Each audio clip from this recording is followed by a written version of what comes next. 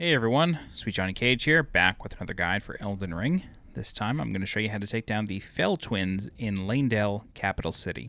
Technically the capital outskirts, but you cannot get here until after you've defeated Morgott. So this area is just not accessible until you do that, and Morgott is the second and main boss of the capital city. So this is just a side area, but inaccessible until you actually beat the main boss of the area.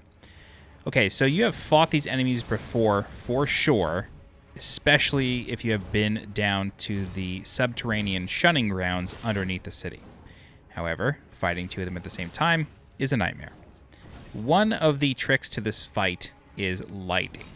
So, you want to give yourself as much light as possible, especially when it comes to the second boss. This has to be fought somewhat similarly to Four Kings in Dark Souls 1. You want to get as much distance between the bosses as possible. Luckily, the second twin, the really big one with looks like a monstrosity with things crawling out of it, luckily that one does not do too much unless you get close to it. So, if you notice it in the background and it's creeping ever closer, what you want to do is just run away. These twin monsters can't chase you. I mean, they can run, but they kind of can't catch up to you unless they are in their grab animation. The grab animation is quite fast, so you gotta be on the lookout for that. When these guys go to do their big lunge punch, you can just roll backwards, and then it exposes them to a backstab. It's like perfect timing. For the grab, if you already have distance, then what you can do is just run away, and chances are they won't catch up to you. But it is such a delayed grab that it's so difficult to judge when it's actually coming for you. Alright, so for the second one, I'm going to use a rune arc, activate Godric's Great Rune, increase my stats a bit, and then you may have noticed during that first fight, I equipped the lantern. So I have that on my quick bar, and equipping the lantern is especially useful in Phase 2. Reason being, this guy doesn't have a red glowing axe to keep track of. Most of the time, after you've done a little bit of damage to him, his sword will be glowing gold, but it's not exactly helpful for lighting because it can go away. So having the lantern enabled allows you to see a lot better during this fight, especially in the opening seconds. You saw there, he got some ways away from me and he went dark. Had I not had my lantern equipped, that would have happened a lot sooner when he was a lot closer to me. So having the lantern is like, it's not going to solve the problems of this fight for you, it's not going to win it for you, but it will let you have as much information as necessary to win.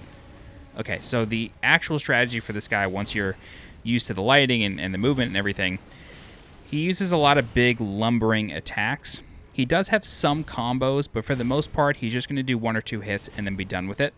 He shares pretty much all the same moves as the first one, with the exception of the magical abilities that are somehow being cast out of these maybe slugs or something that are coming out of him.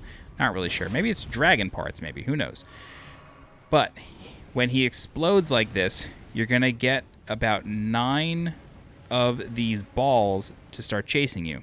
So once you notice him to start exploding, you want to actually run away from him to put as much distance between you and those orbs as possible. They are slow moving, which means that when you roll through them, even though you've rolled through them, you may be on the tail end of their hurt box.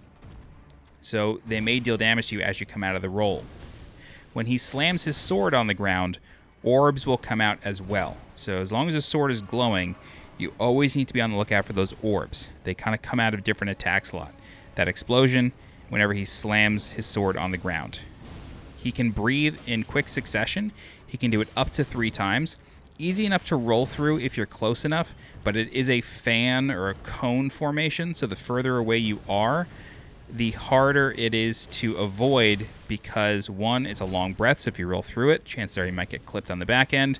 And because it's a fan, if you roll left or right, you may get clipped because you just don't have enough room to roll. So it is a little difficult to deal with.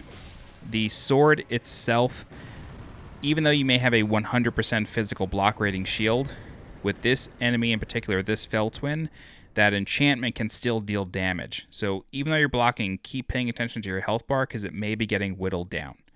But that's it. That's the fight. Once you defeat them, you have access to the Divine Tower. You can activate Morgoth's Great Rune and then move on to the next area.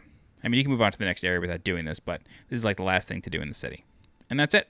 If you have any questions, please feel free to leave a comment. I'll do my best to help you out. If you're looking for more guides for Elden Ring, please subscribe to the channel so you get alerted when new guides go live. If you're interested in supporting the channel monetarily, please consider becoming a channel member by clicking the blue join button below this video. Don't forget to follow me on Twitter and join my Discord. The links for those are in the description below.